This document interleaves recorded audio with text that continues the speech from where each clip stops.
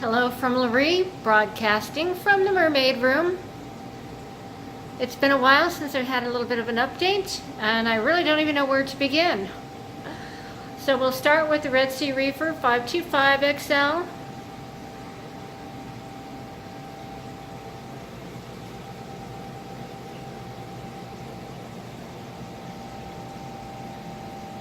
I really have not made any changes on this aquarium but one. I went back to filter socks. The filter cups, the Red Sea filter cups, I was changing media out constantly. I was going through media. I mean, that's and it still wasn't keeping the tank as clean and the sump is clean. So I just felt it was not doing enough clean work for me. And I removed the Red Sea media cups and went back to the Red Sea socks. Right now I have the thick felt socks in there. A lot of the reason I think might be some of the problem in here is my diamond goby. He is constantly stirring sand, and the water column is at many times cloudy because of the sand particles. So you can see right now it looks very clear, even though I haven't even cleaned the glass. But the media cups were just not keeping it as clean as I felt it needed to be. He had started building himself his big mound of rocks and sand in the front corner, but I moved his mountain to the back corner of the Red Sea Reefer.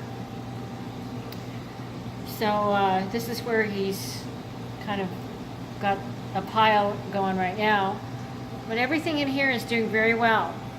I guess I should also make a note that the hang on the back refugium that I had hanging on the front of my sump of this same aquarium, I moved to the back here. I also thought I might not be getting the full benefits of the live food growing in there and the gravity feeding that it does to the tank 24/7 from the refugium. All the pods that I'm growing in there are just falling right in here 24 hours a day. The tank is full of pods, live food for everybody, and I really think that things sort of perked up once I did that, because there's nothing better than, a live natural food for all the tentacles and mouths happening in this aquarium. They seem to be doing quite well with that. My big rock with the green mushrooms has bounced back after its time it's spent in the 240, getting basically pummeled by the bird wrasse, and all the mushrooms had receded on that rock, but they're all coming back out without being lashed every day. They're recovering quite nicely. It is quite a large rock. I've placed it in a kind of the back corner next to the overflow, and that's probably where it's going to stay. I just don't really have the space out here in the front to display it, but you can see it quite well. And it will probably just expand and grow from that point. So this aquarium is obviously doing really well. Yay! So happy, happy, happy. Everything is doing, I haven't had any, well, knock on wood, I haven't had any losses. I did bring half of this Euphilia from the 240. The thing had gotten so big, I just went ahead and cut it in half and brought over this section, which you can see is still quite large. I don't know, probably about 8 heads on it. Here in the 240, we still have the other half, which is also still quite large. I did make some changes in the 240 gallon. Went to Home Depot, got those black mesh type boxes that you put plants in for ponds, and I cut the sides out so you can turn the box over and use it as a swim through. I mean, if I zoom in here, you're going to see some of what that, you've seen them before. They're pond boxes, filtering for plants or whatever you use them in the pond. But I turn them upside down. That way they hold rocks on top, and that makes nice swim throughs. So I've got 2 boxes on this end. Then I have my regular swim through that I built originally, and I've got 2 more boxes on this end. So I've got 4 of those pond boxes. What are they? 7 inches by 7 inches square, something like that, or maybe even bigger, 9 by 9s. I'm not sure. But they make a great swim through because my fish are big and they like to have their own little territory in here. So that gives them a chance to get away from each other and go behind the rocks where they feel safe and comfortable, because I just want everybody to feel happy and comfortable in their home. So the rockscape changed. We got Blue Ridge up on top of some rock here. I haven't added any new coral in this aquarium because I'm just wanting to make sure that everything is set. Also went back to socks in the sump cleaning. It's made quite a difference. Also dosing some no-pox in this tank. As you can imagine, these fish do make a mess, and there are a lot of small particles that don't get eaten. That's a swim tank, so that's what happens. They get dirty. So it's doing very well right now. Everybody's happy. I also have the 20-gallon Innovative Marine, where I did some trimming on the macroalgae growing in here.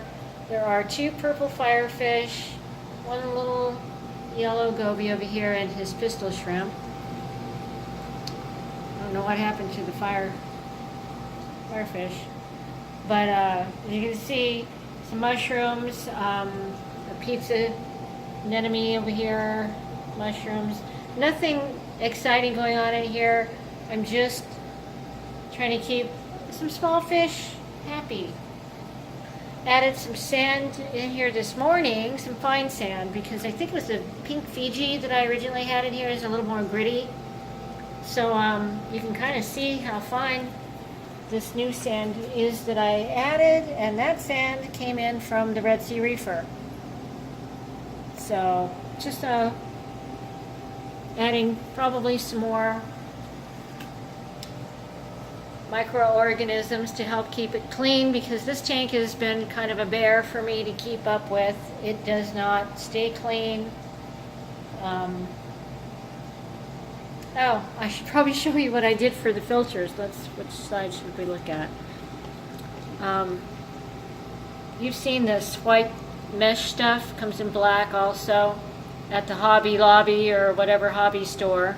I actually cut them in pieces and used, you'll see there's the whole length of it. Sewn them together with fishing line. So I've got, all the sides and the bottom sewn in with fishing line, and then I can put whatever media pieces, fabrics and felts and whatever I want to add to each of these corners. And it's working out really well, because these come with a sock that's I consider impossible to keep clean. So I immediately cut them off of the holders and tried using several different things, and this is my latest invention or technique. So get creative. If you can cut a piece of plastic and use some, I think you don't even need a needle to sew. You just use the heavy fishing line and go through these holes. Put your corners together. Put your bottom piece in there. It doesn't have to be perfect. It just needs to hold the media that you're putting in there. And it does. And obviously it flows through every section of it. So now we're up to 9 minutes and 30 some seconds, and I don't want to keep you guys. I just wanted to say hello to everyone and let you know that I have had some life changes, obviously. My 85-year-old mother-in-law has moved in with us, and so I have a little bit of a distraction, but my tanks are still happy, my fish are happy, and we're all happy. So hopefully you enjoy your weekend. I hope that if you'd like to see more from me, I plan on getting more opportunities to make my videos much more often. And don't hesitate to ask me whatever questions. I try to answer them as quickly as I can. And thank you for stopping by the Mermaid Room today. We'll see you soon.